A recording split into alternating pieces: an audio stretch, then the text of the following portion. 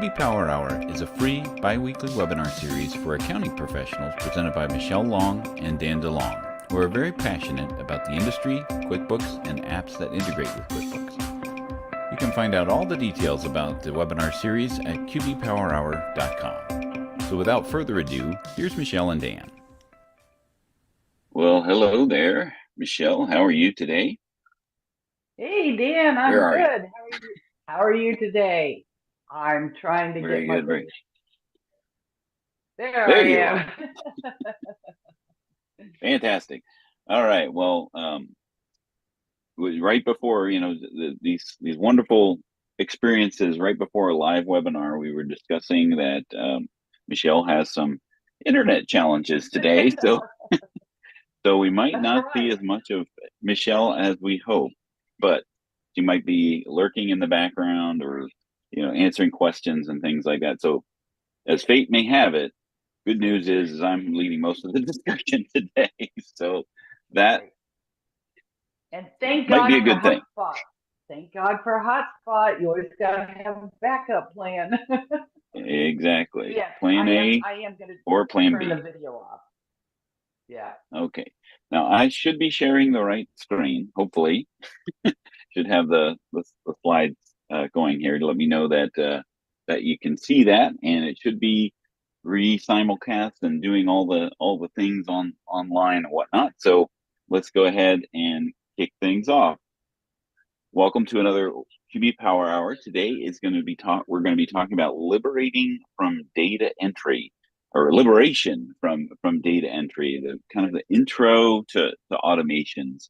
And obviously, we're not going to be able to cram all of the data entry and the liberation of such in 1 hour. So this is really just kind of like an overview topic for what we're going to be talking about today. So, Michelle, as if you need no introduction, introduce yourself. Well, hey, Dan. Well, and as we were just saying, my internet it went down basically before we just got started. So I am on my hotspot today. So to keep things working a little better, I am going to go without the video today. But I am Michelle Long, CPA, MBA, and owner of Long for Success. I'm very glad to be supporting Dan on this one today because I think it's awesome and it's a great topic and something that we've been helping accounting professionals with years. And it's amazing how many people still need help with this. Just because it's hard to do. So Dan, I'm very glad you're doing that. And with that, I'm just going to turn my video off, but I will be here. All right. Yes, my name is Dan DeLong, owner of Danwith and School of Bookkeeping now. So this is one of the catalysts for this session today is that change. I worked that into it for nearly 18 years, co-hosting today also over at School of Bookkeeping. We do a weekly workshop Wednesday. And just about ready to start the 9th edition of the tech editing duties of the QBO for Dummies series. So that should be headed to my desk shortly, and looking forward to seeing you all, if some, at Scaling New Heights coming up in a couple weeks. So a couple details about the QB Power Hour. It's every other Tuesday at 12 noon Eastern. Upcoming webinars, we are working with Makers Hub to become a CPE sponsor. So soon it will be eligible for CPE credit once a month. So we're likely going to have that be the first webinar of the month, because I'm sure at some point there's going to be three webinars in a month, at least twice a year. But you can always check the website out for upcoming webinars, as well as other webinars as well. Those being put on by Ignition. Our friends over at Ignition are doing a very great webinar series. I think they're actually having one today, like right after the Power Hour. So if you don't have enough webinar time, you can certainly get your webinar filled today. And if you need the podcasts, the recordings, the downloads of the handouts, they're available at qbpowerhour.com/resources. If you are watching on our social channel, I did put a QR code available for the for the handouts as well there if you're seeing it on the Facebook group or anything like that. So anything that we're going to be talking about today, please put those questions in the Q&A if you're attending a live webinar as well. If you are watching on social media, just put those in the chat and we'll get to them as hopefully as soon as we can. If you have just general comments, please put those in the chat in the comment section of the various channels that you happen to be watching at today. And new for this year, we are simulcasting, right? We're simulcasting on YouTube and various social media platforms as well. If you are watching on the Facebook group, the QB Power user Facebook group with ourselves and Hector, because it is a private group, you do need to offer or allow the gods at Facebook to be able to see your name. So there's a QR code for the application that we're using here today. And we do have a store. So if you want to get your hands on some swag, there is a shirt on there that says accountants aren't into it. A little pun there, as well as some recharging or power related swag there as well, like a phone charger and coffee mugs. So you can check that out there as well. So today we're going to be talking about liberation from data entry as really an overview. And the main source here is that we're hoping to introduce, if you're not already, how automation and other accounting tools can scale from the drudgery to strategic services. And Michelle, I know you've been kind of going in and out there, but I do have a topical question for you. When did you see this trend of things? Because you've been kind of one of those pioneers in the accounting industry where the move to the cloud and the where technology was kind of taking some of the place of some of those things that accountants were doing on a daily basis. When did you see that coming? It was interesting. I was just talking to somebody about this the other night. Let's see if I can get my video going. I remember back in like 2014, we were doing Freedom in the Cloud webinars, and I remember going across Canada back then, because QBO was expanding across Canada. So that means we've been doing them in the US for a little while. So we were teaching accountants and bookkeepers foreign to it about working remotely with your clients and moving to the cloud, 10 years ago. And, along with that was getting away from the data entry. Yeah, I know, a long time.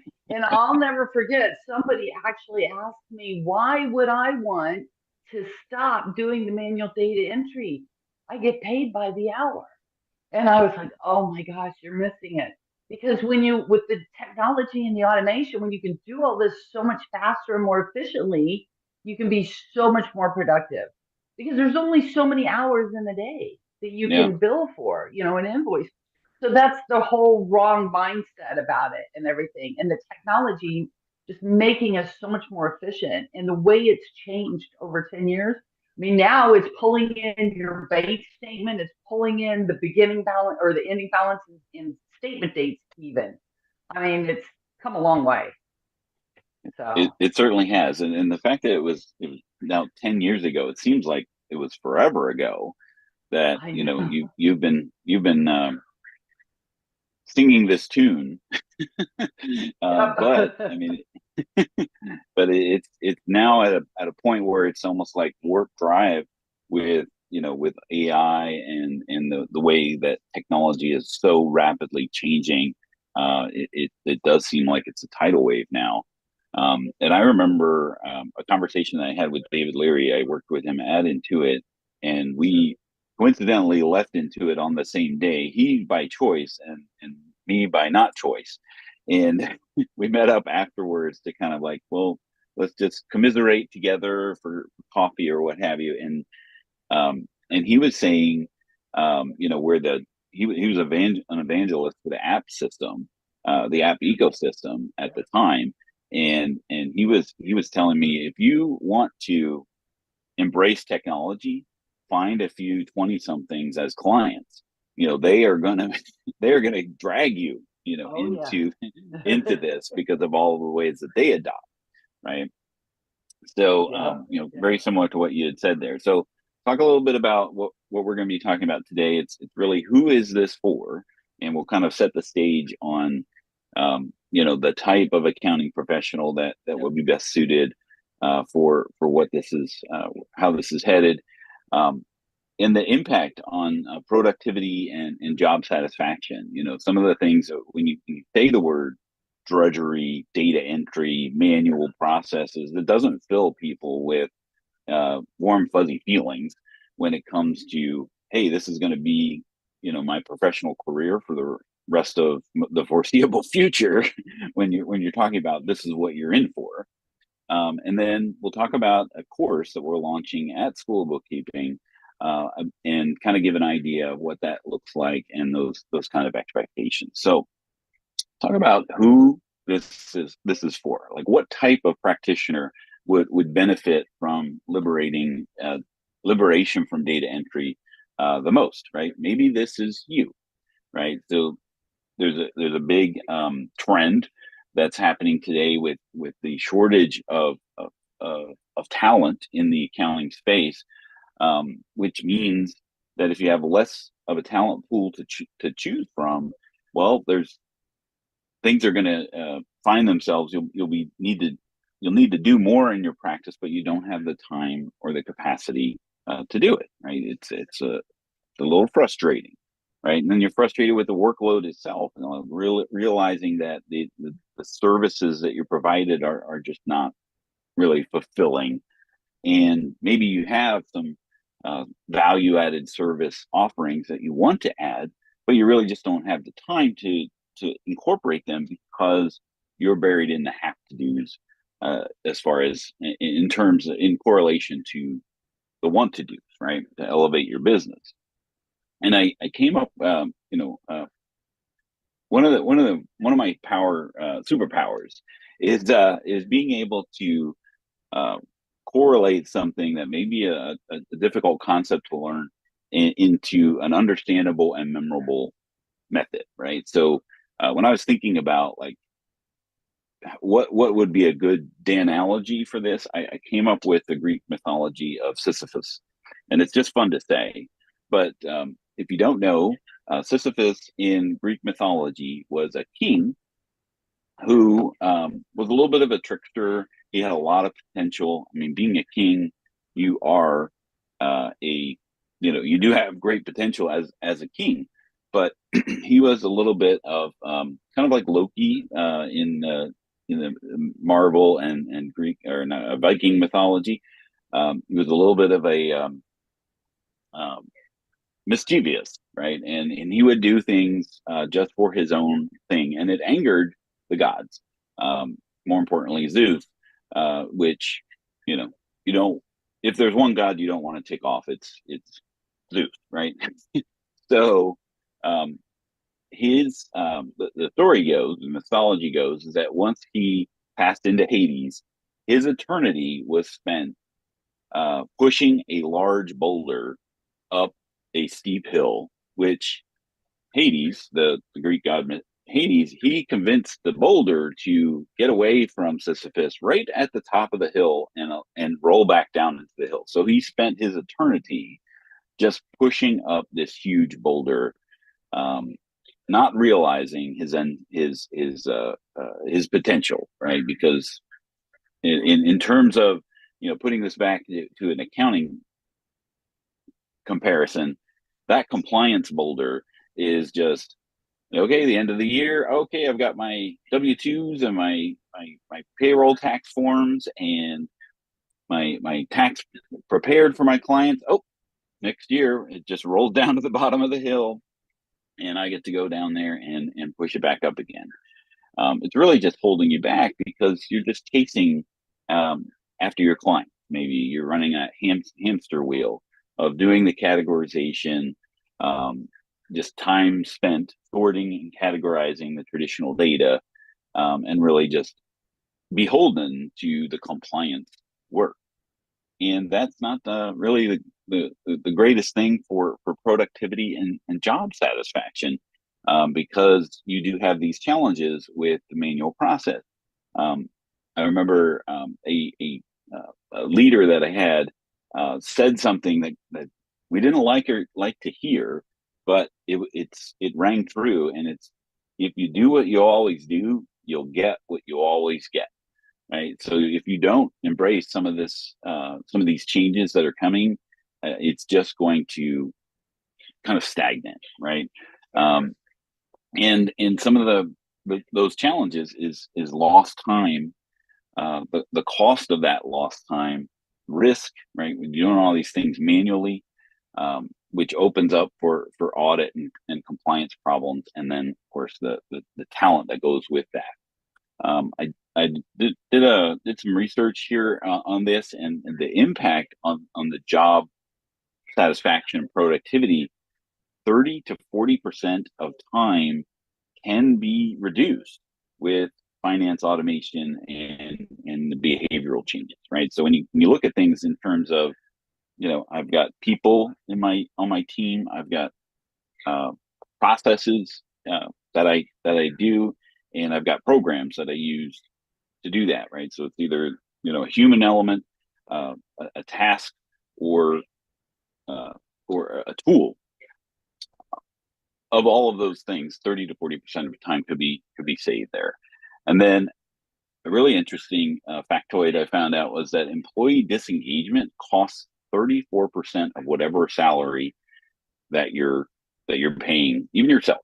Right? If you are disengaged and just rotely doing these mundane tasks, that's costing you 34% of the pay of whoever you're paying it. So let's launch with our first poll.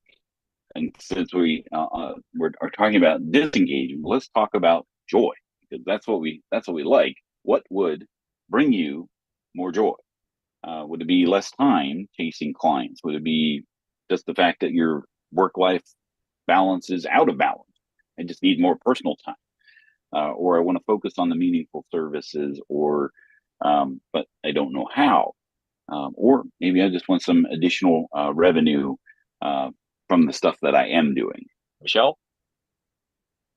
And Dan, I think this is important here, is because, everybody always talks about, oh, you need to automate so you've got more time to add more, high value services and everything. That may not be what people want. People may want more time to be with their family. They may want more personal time. They may want more time to travel. It may not just be all about growing your business and expanding additional services and stuff. It may be more, personal time and things. And so that is just as equally important and valid, as the other things. So, I think that is important, is to realize what are your goals for your business. And any way you look at it, though, giving you more time to do what's important to you, whether it's business wise or personal wise or whatever, I think, that's just a win-win. So, yeah. Let me go ahead and share the results. It looks pretty spread across the board there. it is about 39% of all of those things. And it's almost like 30 to 40%, just what we were saying there about the lost time there. Funny how that works out. And this is something that clients are asking for, right? I read this article, this blog article about an individual who went on a skiing trip and asked his colleagues, who are all entrepreneurs and in the business space, what they thought about their accountant. And like this is some of the things and some of the common themes, and he just put them on verbatim on the blog article. Was charging me by reference to how much time she spends doing stuff. Like I would much prefer to pay for the job that he's doing. Really, clients really don't care. if it takes 4 or 6 hours. They just want the job done. And that's a common theme that we hear from clients. Not being proactive and not giving advice unless they ask for it. This person was using a program called cash flow, and they just didn't have the time to be able to tell them how to get that value out of that application. So and likely it's because they're spending their time on the drudgery side of things. They just don't have bandwidth to be able to have those conversations and show them how to read these tea leaves. And then same thing, same theme, working too close to deadlines.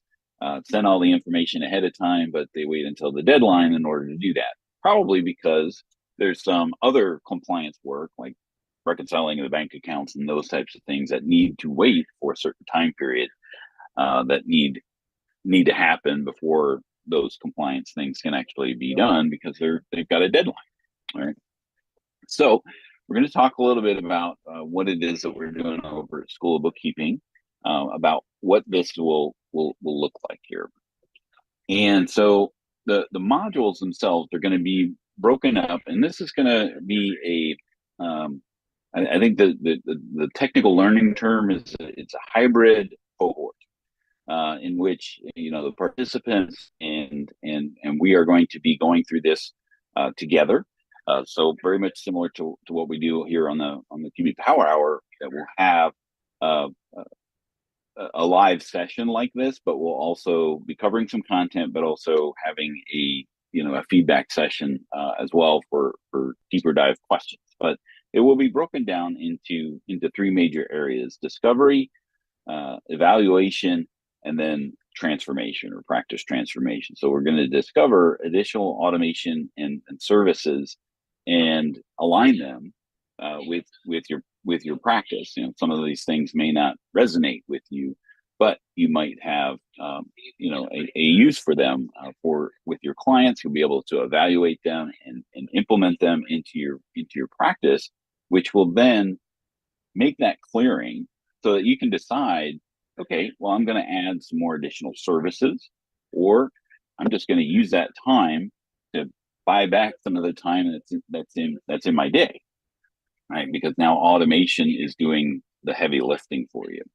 So let's talk a little bit about the discovering and positioning automation as a tool, right, to leverage and create opportunities for you. So first thing, and this will kind of unpack this, is that you need to map out your current workflows. So if you don't know what your current workflows are, you don't know which of those could be automated.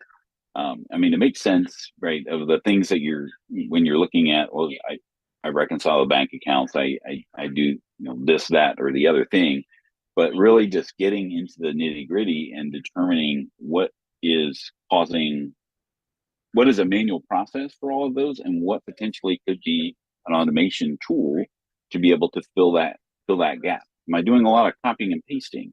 If I'm doing that, maybe there's a tool that allows me to do that. Am I uploading, or am I needing to upload a lot of transactions into QuickBooks or some other tool? Maybe there is a tool that will allow you to do that. So you'll identify what workflows can be automated, and then identify potential new service offerings. So before we get in and go further, let's have another poll. This one is, in what ways do you find that technology helps you? And where did the polls go? I have like 14 different screens open. So there we go. We're going to launch that one. So what do you find? Because I'm going to share another. This is actually the Intuit accounting technology poll that was done last year. What benefits do you find new technology helps you? Is it increased revenue from efficiency, greater trust in the data because it's kind of automated, and you know where that data is coming from, or maybe it's increased revenue streams from the tools that you are using, or being able to add those more services, improving those employee retention. Now we're talking about that disengagement component as well. Michelle, was there So any? Dan, Go ahead. I was just going to add, one of the things though about new technologies, we're talking about how new technology can help us, but one of the things that's frustrating and or overwhelming for I think a lot of accountants and bookkeepers is there's so much new technology, and when I want to do something, there's so many of them out there. How do I know which one's right for me and for my practice, and how do I choose from them? And it can become overwhelming. What technology do I need? Which is best for me and for my firm? And how do I, dig through the myriad of options out there? It can be overwhelming. Yeah, You know, yeah. I mean, anybody who's going to Scaling New Heights in a yep, couple weeks, when you go to the vendor floor, it's this wall of technology yeah, and innovation that everything has a bright shiny object, and the you know if all of the booth participants were to be believed, they all would solve your problems. yeah. It's really a matter of, well, what specific problems, and going in to that um, to that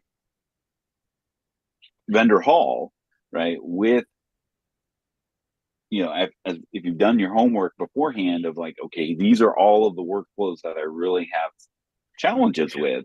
This is what I'm looking to solve for. That's super helpful when it comes to, okay, I need an application that will do this, and you can actually articulate the problem with the service provider at that point, and they will, 9 times out of 10, when you have a clearly defined problem assigned, or that you can define for them, they'll be straight up and say this will work great or it won't, and And and that's that's that's the key. part of the challenge.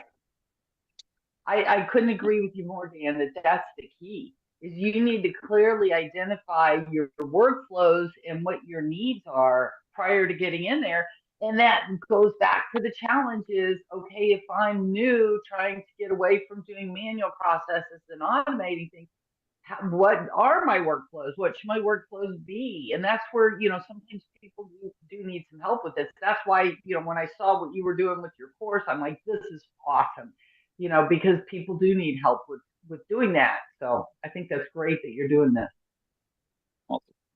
And let me go ahead and end the poll, and I'll share the results. So top one on the list there, yeah, increased revenue from efficiencies over 52%. So being able to buy back some of that wasted time is definitely one of the top feedbacks there. And it's a Intuit Accountant Technology Survey asked the same question, and lo and behold, the top one that we're getting here today is the top one, that a top benefit of new technology for that survey. So consistent across the board there, but increased revenue from efficiency, greater trust was 38%, increased revenue streams 36%. Who doesn't like a little extra cash flow in the situation when you're using a tool that works? Improving that employee retention, 33% there. So when we talk about discovering new challenges, and you brought a great point, there's so many to choose from. Here are some of the things that we're going to be talking about. We're going to be talking about integrated technology, and kind of the left side of this is the tools that we're going to be talking about as far as the making that clearing.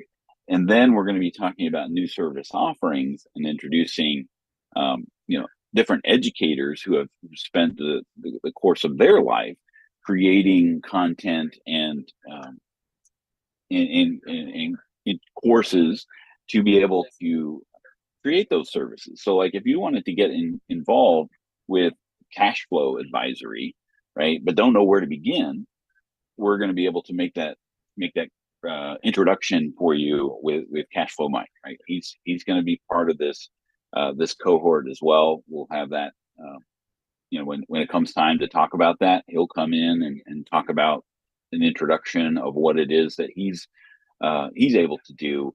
And if you've ever read his books, 7 minutes to an advisory conversation, it's a phenomenal way to take the data that you're looking at and turn it into that high value conversation with your client.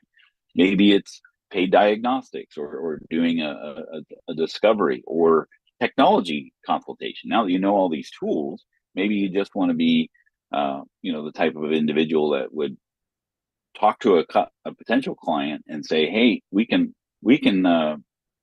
automate some of these tasks for you. I've done it for my firm. Here's some of these tools that would actually work for you.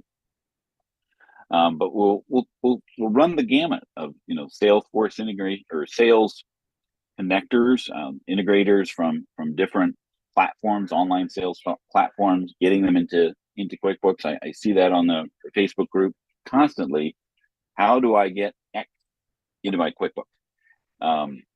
And the so spend management, the things that you can't necessarily do inside of QuickBooks holistically, and I have to go outside of QuickBooks in order to do that. Who are the best in class of there? Because we've got Melio, there's Corpay, there's Bill.com, there's Relay, File, Makers Hub, all of those. Those run the gamut of, well, which is the best for me? And if you have a marketplace to basically choose from, okay, well, Melio would work for this client, but really, Makers Hub will be better for this other client, right? You'll know which one to recommend for which one, right? Not one size fits all type of thing, right? And then we'll work on to evaluating and implementing. So evaluating those automation tools that would save time, money, and allow you, to provide additional revenue opportunities as well. So we'll talk about the tool selection, what it takes to incorporate that, and how would be best to implement. And now that you've got, the foundation of here's all the things that we could potentially discover here. Here's a path or a workflow to implement that. Now we've got automation doing the heavy lifting. What do we do next, right? So how do we incorporate new value-added services to that, right? So the process, in a nutshell, is launching with your new clients, bringing on new clients, because that's probably the hardest thing that when it comes to change, when with your clientele. What's the strategy? You're always thinking of, okay, here's my book of clients in my head. How am I going to get them to transition to this application, right? Well, don't start with them. You take a page out of Intuit's book, right? Because anytime that there's a new feature or a functionality, they put it in brand new subscriptions first. And those subscriptions are going to be the beta testers or the guinea pigs, so to speak. And we all love to be beta testers and guinea pigs for everything that's in QuickBooks. But that will be, when you don't have the history of the data and things like that inside of a QuickBooks company file, bogging down incorrect processes or something that might affect this new feature, do it with the new clients first. So you just really would want to roll that out with new clients. Transition, then there's now a transition option with existing clients, and then you would refine this process and repeat it, right? So that you can get some learning and then bring that into your newest clients, as well as being able to leverage and transition that to existing clients.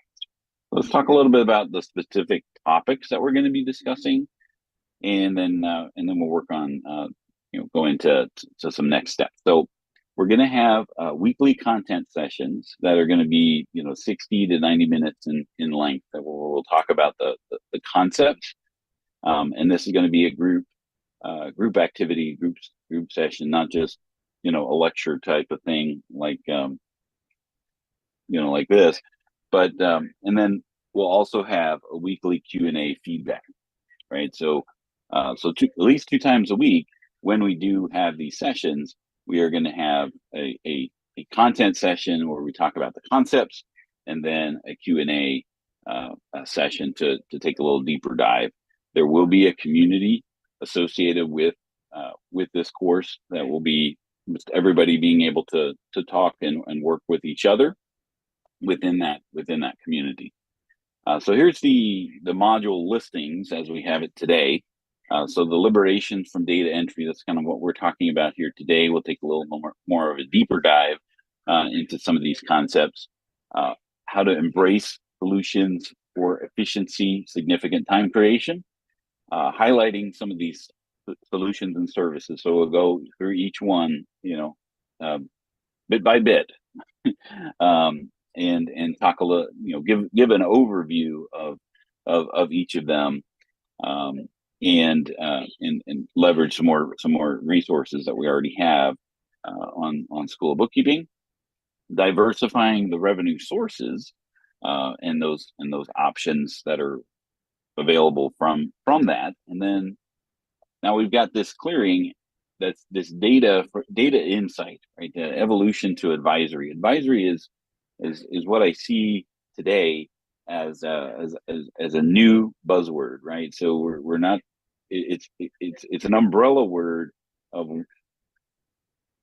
advice, right? Like what are you, and then what are you doing with that advisory service, right? And really what it boils down to is it's a valuable added, it's more meaningful services that you're bringing to your client, more so than the compliance boulder that I'm just bringing this up to the hill. Because as we've talked about, Michelle, over the past, couple months, that compliance piece is fighting for the cheapest, right? I mean, as it really boiled down to with the QB Live assisted discussion that we had, the generative AI with Intuit Assist, entering into the mix.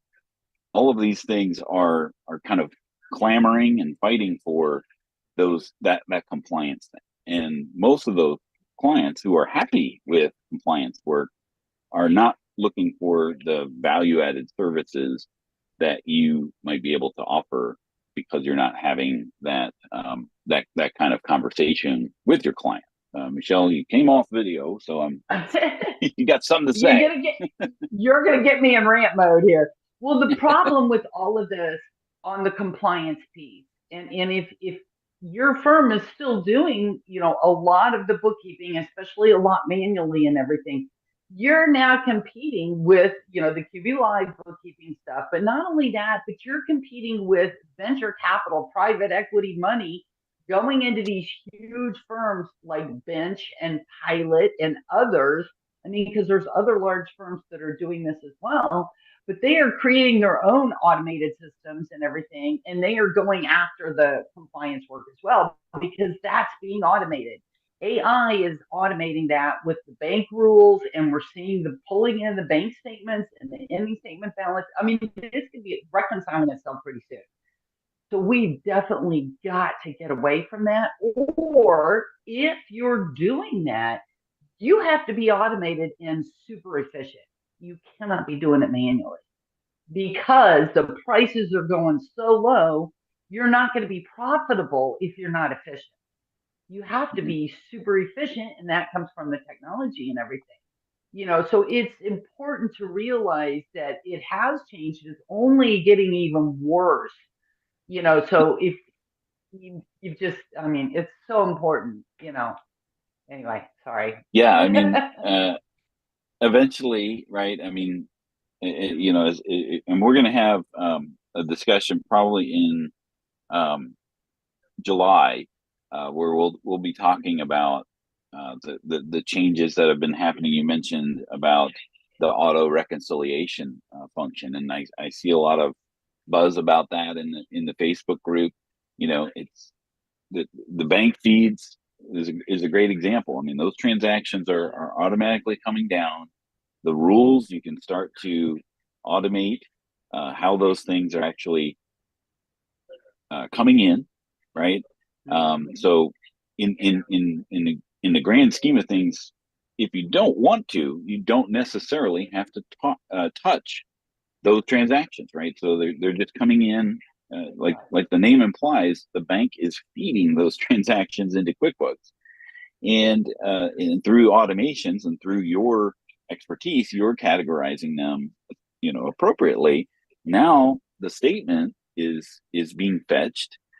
That's, you know, that's the state of where we are now. A lot of those statements are coming in automatically, and now what QuickBooks is doing is it's taking the end date and the ending balance and pre-filling those for you, so that in the grand scheme of things, if all the transactions are coming in through the bank feed, bank already knows about that.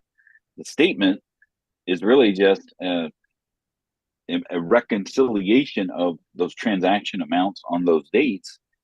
It's now just a matter of going through and clicking finish, right? And making sure that you don't have duplicates, right? So now you're just managing the data that is coming in automatically, as opposed to entering said data from a more manual process. That's just one example of what's been how technology is changing this whole experience. You know, You're going to and add the thing something of it to is, yeah, I am, because the thing of this, you know, we've been talking about this stuff, like you said, for a lot of years. For over 10 years, we've been talking about automating and doing this and everything. And you see other people helping the larger firms to do this and implement this. Some people are like, oh, well, it's no big deal, I can do it. You see places like Woodard, you know, Joe Woodard, an arm of his Woodard, you know, I don't know, Woodard Services, Woodard Enterprise, I don't know what the official name is, but a part of Woodard helps firms implement CAS, CAS. It helps larger firms. It helps smaller firms. I mean, they have programs for consulting with and training. And I'm sure the larger firms, especially, are paying tens of thousands of dollars, you know, and those programs that they have cost a lot of money and things like that. So there is a need in the marketplace to help people to do this, because it's not as easy as it sounds, because of the technology and how much is out there and everything. And so, you know, having something like this can help people go through it, bring it all together for you, as opposed to trying to find it and learn it all on your own and stuff. So, I mean, I think this is a great resource that you have here. So I think it's yes, awesome. thanks. And it allows people, like, technology is the great equalizer of you know, allows, you know, people, small mom and pops, to compete and do the same thing that the large juggernauts do, right? Like when you think of, you know, the Amazons and the Walmarts that are out there, and they come into a town, and oh my goodness, the hardware stores, the Home Depots are trying to run out all of the mom and pop hardware stores. There is still a space for that, and technology allows the small guys, the little guys, to do some of the same processes that the big guys do, because they have this whole juggernaut of resources behind them. This is a tool to leverage. And then, you know, our roadmap here is, you know, one of the modules is going to be crafting your own personalized roadmap, right? So which of those things makes the most sense to start to implement? Do you have to do them all? No, you don't have to do them all, but you can certainly pick and choose which one makes most sense to you. So overall, it's going to be about 12 weeks and 30 hours. So, you know, it's not just like, oh, okay, we're going to be able to do this in a day or so. So it is something to kind of buckle in and buckle up for, right? So if you want to be a part of that premier cohort, there is a registration link to be able to do that. I will send that to you if you like to. You can click on it if you downloaded the slides. There's a link there in there, as well as on our landing page as well. But we're just by registering for interest, because what we're going to need to do is figure out what day works best for that initial cohort, and who has the availability to do that near the end of the year, and hopefully we'll get it started before the end of the year.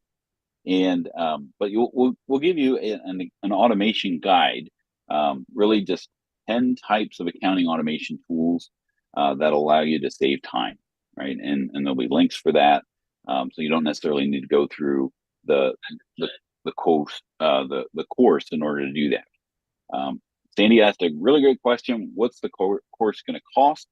I don't know yet, right? So we're still fine tuning that as far as the value of what it is. On one end of the spectrum, I'm thinking, pay what you feel like it is of value, and then on the other, there's 12 weeks that we're going to be talking about that's going to take up our time and resources this first time. So we don't know yet what that is.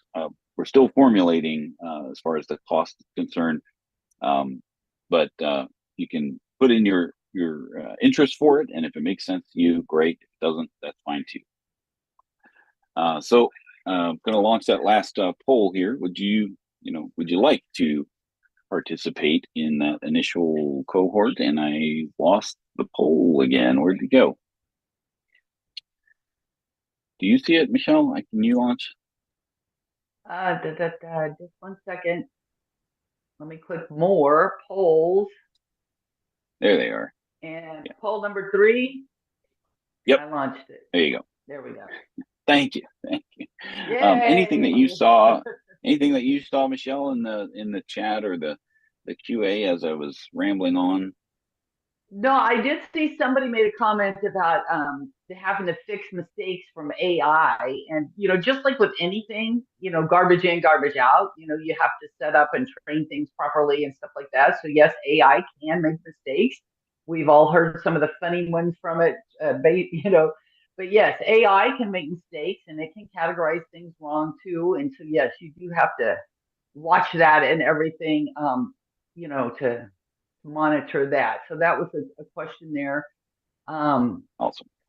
Yeah, I put the link for the slides in the chat. You can access that. It's got the handouts for today, as well as the links to be able to register for the cohort, or just download the automation guide if you see fit there. So I'll follow up with the folks that answer the poll question to make sure that they have those links as well.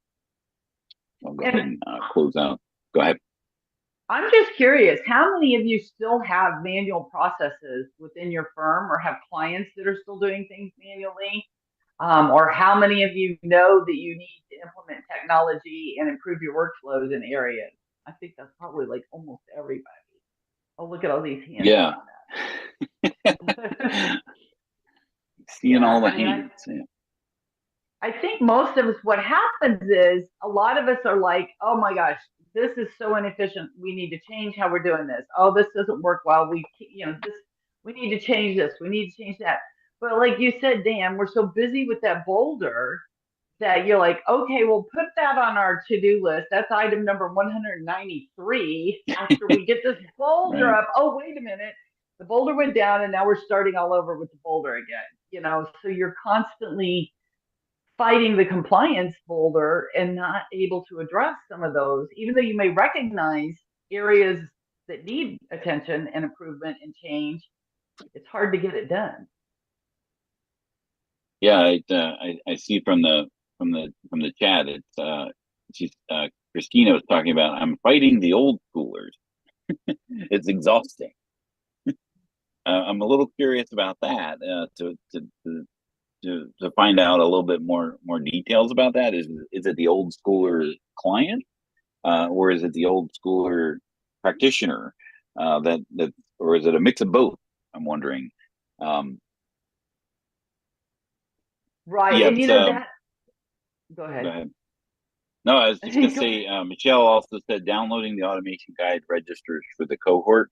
That's true. It does register for the cohort as far as the interest is concerned, but that will send you a link once you do that to download the guide. It'll send we have some automations that allows that to automatically allow you to get in and do that. Yeah, and here was a great one. Money Thumb is a lifesaver, and that's just one good example. A tool like Money Thumb, which allows you to convert those PDF statements into a file so that you can import things into QuickBooks. And that's why I would tell people there's no reason you should ever have to manually import bank transactions. You know, you can, even if all you have is a PDF statement, there's a tool that allows you to import that stuff. There's no reason for manual data entry. And that's where, though, you know, everybody attending this webinar today and joining us on our Facebook group and stuff, you all are already way ahead of the group just because you join us and you learn about these tools, you know, like Money Thumb and things like that from this webinar and, you know, courses like this and stuff like that. So I think that's great. And, you know, Dan, with you taking your wealth of knowledge from going to Scaling and Connect all the time and the conferences and talking to the vendors and all that, by you having that wealth of knowledge that you can help share with everybody, I think that's very helpful. Yeah, because I mean, you think of, you know, just something like inventory management, right? I mean, there's never a one size fits all when it comes to a client that needs to manage their inventory. You know, because sometimes it could be handled inside of QuickBooks. Sometimes it needs an outside app to do that. Sometimes desktop QuickBooks might be the solution for them. But then those other workflows that feed into that whole thing in service to that, you know, you gotta know which workflows are connected to which workflows and what might be impacted by adding a technology or taking it away. And I think that ultimately boils down to where this industry is sitting right now, is that the biggest challenge, you know, even going back to, you know, QuickBooks DOS, right? The biggest challenge that we end up having in the, you know, getting data into meaningful reports, which is the whole goal of your software, has always been and always kind of lied. The root cause is there's a disconnect between the data entry and the workflow.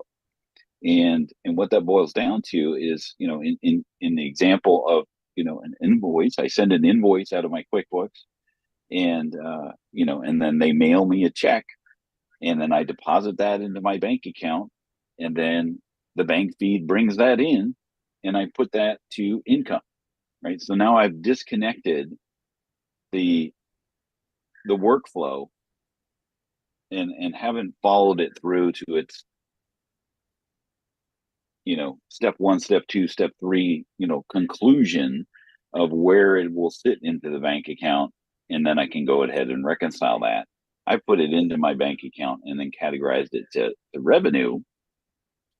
God forbid this was actually a credit card transaction from Square or something, and there's some fees associated with that. So now that amount doesn't even match your invoice. But that's really where the breakdown tends to happen inside of QuickBooks, is that there's a disconnect between the workflow and the workload to, you know, the data that's in there. Would you agree? I mean, you've pretty much built an entire YouTube channel off of one big undeposited funds. I know, right? Yeah. No, those are great, spot on comments. I just love them. Perfect. And I was seeing some comments in here about their clients that are older, get like over 80, or just older ones that don't trust automation and things like that. So I have an embarrassing story to share with you. I am of a certain age, and I too can be afraid of things sometimes. This time it wasn't even technology. The light bulb was burnt out on the thing, over your stove. You know, I got the microwave So it's the light bulb under the microwave that goes over the stove. And, I just put up with it for a long time because I assumed it was going to be kind of hard to open the microwave and replace that light bulb, right? So I just put it off, put it off, put it off.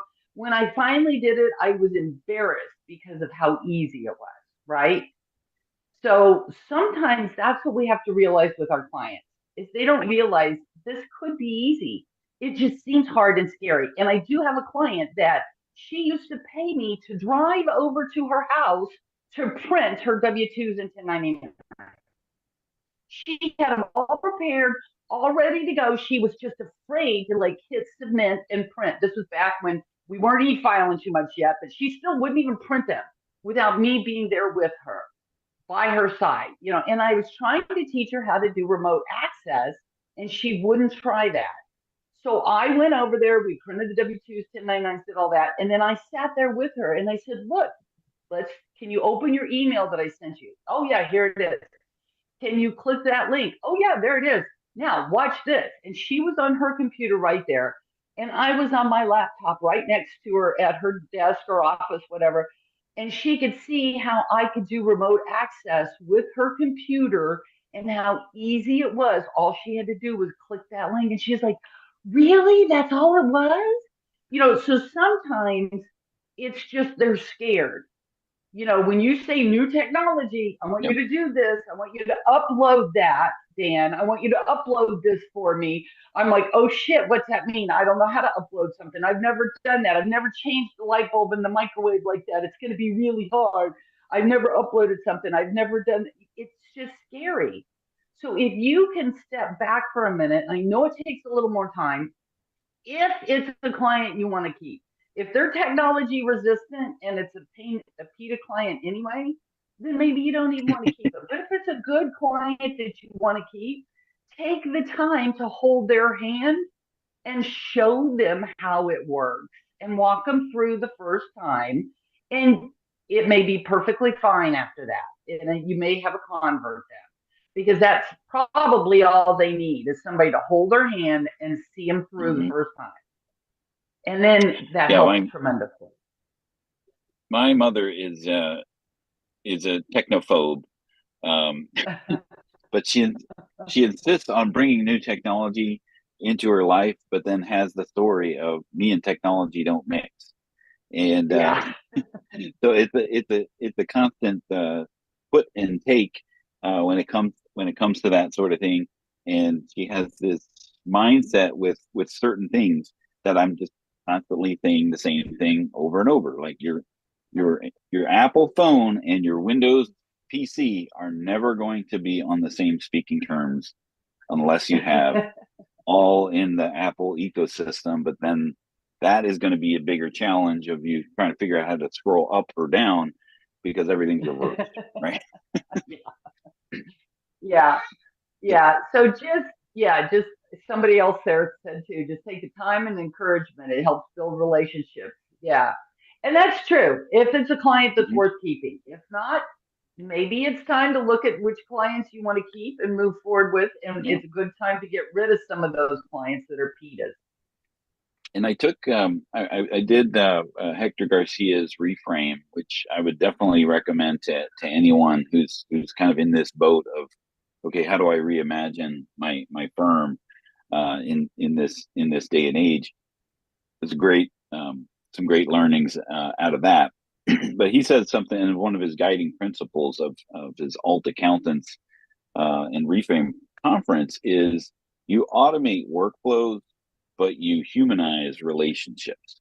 And by being able to automate these workflows, it gives you the capacity to be able to bring more humanization to those relationships with your clients. And that's what people value.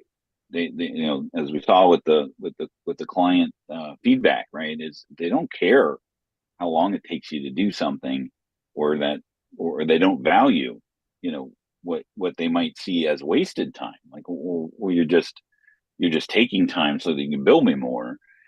But if they hold a value to those meaningful parts of the relationship, then a lot of times they just don't care what it costs, right? Because that is invaluable to them. They can't put a price on. Michelle, what do you think? I think that's just great comments, and I think you're spot on. I was looking at some of the comments over there about them registering and everything, but I think you're right. Adding value for our clients and being that valuable advisor and having that relationship. I mean, that's a great saying from Hector. I love it.